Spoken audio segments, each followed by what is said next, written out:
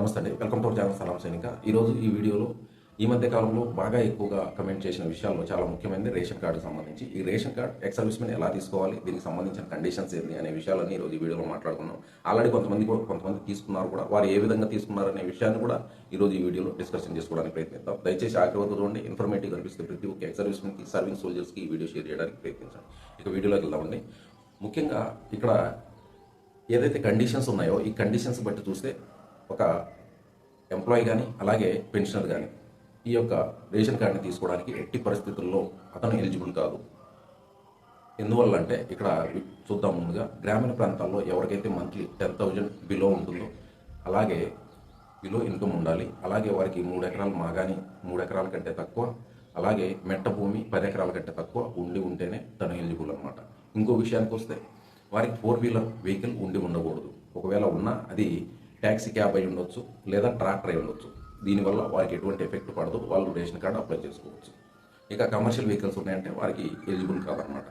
ఇక నెక్స్ట్ ఇంకో విషయానికి వస్తే కరెంట్ అంటే మన మీటర్ ఏదైతే ఉంటుందో, మీటర్ రీడింగ్ మంత్లీ వచ్చేసరికి 300 యూనిట్ల కంటే తక్కువ ఉంటేనే వాళ్ళు ఈ యొక్క రేషన్ కార్డుకి ఎలిజిబుల్ ఉంటారు. ఈ 2 రాష్ట్రాల్లో గురించి నేను మాట్లాడుతున్నాను. తెలంగాణ, ఆంధ్ర 2 రాష్ట్రాల్లో కూడా సేమ్ కండిషన్స్. కానీ అప్లై చేసుకునే ప్లేసెస్ మాత్రం తెలంగాణ వాళ్ళు మీ సేవకి వెళ్తే, మన ఆంధ్ర వాళ్ళు సచివాలయానికి వెళ్ళాలి. ఇంతేనండి డిఫరెన్స్, ఇంక వేరే ఏం లేదు. ఇక మన ఎక్స్ సర్వీస్ ఇక గ్రామీణ ప్రాంతాల్లో చెప్పాను. అలాగే పట్టణ ప్రాంతాల్లోకి వస్తే మంత్లీ 12,000 ఇన్కమ్ కంటే తక్కువ ఉండాలి. అప్పుడే ఈ రేషన్ కార్డు మనం అప్లై చేసుకోవడానికి అవకాశం ఉంటుంది.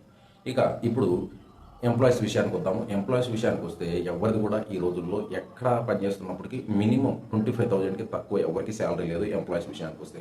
అలాంటప్పుడు ఫస్ట్ పాయింట్లోనే ఇక్కడ మనం ఎలిజిబుల్ కాదనేసి క్లియర్ అయిపోతుంది.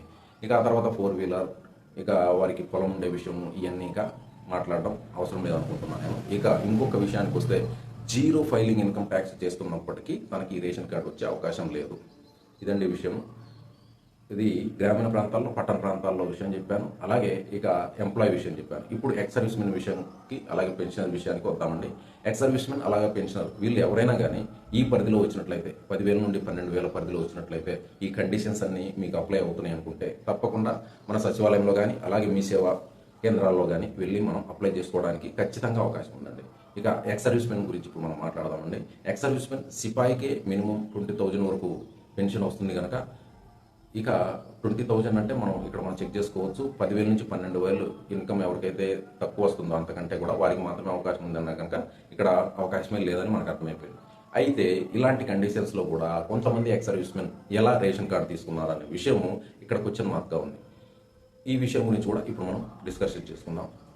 మొదటి విషయం ఏంటంటే, చాలామంది ఈ రేషన్ కార్డు అనేది తీసుకోవటం జరిగింది. అది ఎలా అంటే, ఇది కొంత రాజకీయ ప్రమేయం ఉంది, అలాగే సచివాలయాల్లో అలాగే మీ సేవా కేంద్రాల్లో కొంత లైసెన్స్ చేసుకోవటం వల్ల ఇది పాసిబుల్ అయింది.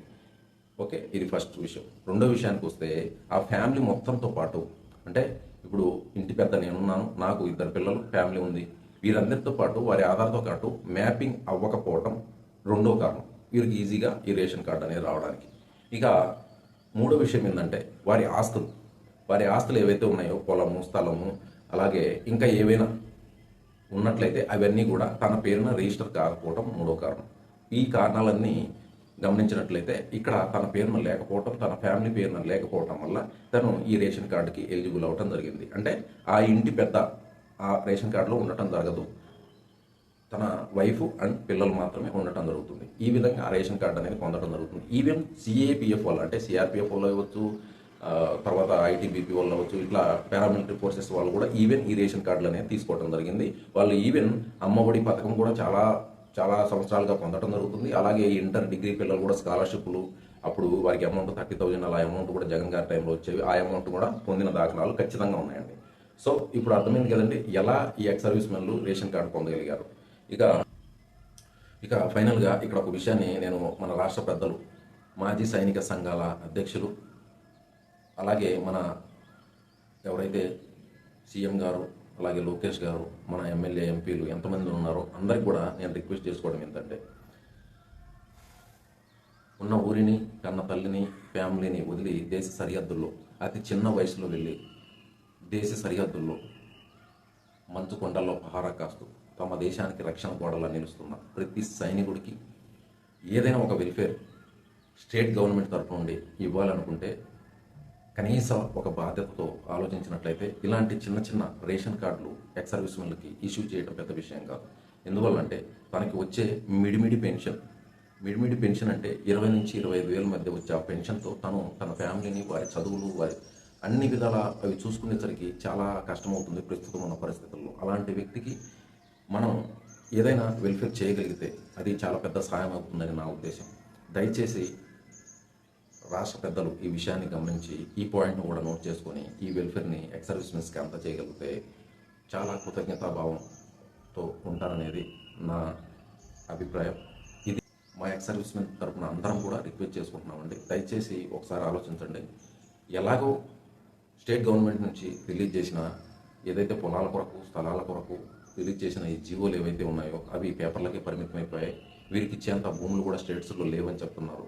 కనీసం ఇలాంటి చిన్న చిన్న సహాయమైనా కానీ ఎక్స్ సర్వీస్మెన్కి చేయగలిగితే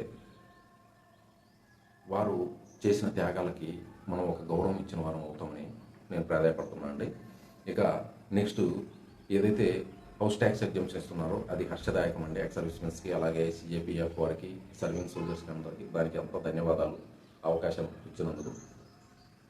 ఇక మిగతాదంతా కూడా సెంట్రల్ గవర్నమెంట్ వారి కష్టానికి గౌరవించి ఇస్తున్న ఈ వెల్ఫేర్ వల్ల ఈరోజు ఎక్స్ సర్వీస్మెన్ సర్వైవ్ అవుతున్నాడు అనేది మనం గమనించాలి. ఇదండి ఫైనల్గా ఒక రేషన్ కార్డ్ ఎక్స్ సర్వీస్మెన్ పొందడానికి ఇన్ని రకాలుగా ఎలిజిబుల్ అవుతేనే ఈ యొక్క ఏదైతే రేషన్ కార్డు ఉందో అది పొందగలిగే అవకాశం ఉంటుందన్నమాట. ఓకే అండి, ఇదండి వీడియో. మీకు ఎలా అనిపించింది, ఇందులో వాస్తవం ఉంది అని అనిపించినట్లయితే తప్పకుండా కమెంట్లో తెలియజేయండి. ఎలా మనకి ఈ రేషన్ కార్డ్ ఇస్తే మనకి ఏ విధంగా ఉపయోగపడుతుంది, అలాగే రేషన్ కార్డు వల్ల కొంతైనా మనకు ఉపశమనం పొందగలము అని ఎవరికైనా అనిపించిందంటే తప్పకుండా కమెంట్లో తెలియజేయండి. ఈ పాయింట్స్ అన్నీ గ్యాదర్ చేసి మన రాష్ట్ర పెద్దలకి మనం ఇన్ఫార్మ్ చేద్దాము ఇలా విషయం అని చెప్పేసి. ఇక ముఖ్యంగా ఈ రిజర్వేషన్ విషయం కూడా చాలా దారుణమైన విషయం. దానికి సంబంధించి ఒక వీడియో నేను ఆల్రెడీ చేయడం జరిగింది. ఆ వీడియో లింక్ కూడా నేను డిస్క్రిప్షన్లో ఇస్తాను. తప్పకుండా ఆ వీడియోని కూడా చూసి మీ అభిప్రాయాన్ని తెలియజేయగలరు. ఇదండి వీడియో. మరో వీడియోలో మళ్ళా కలుద్దాం. జై.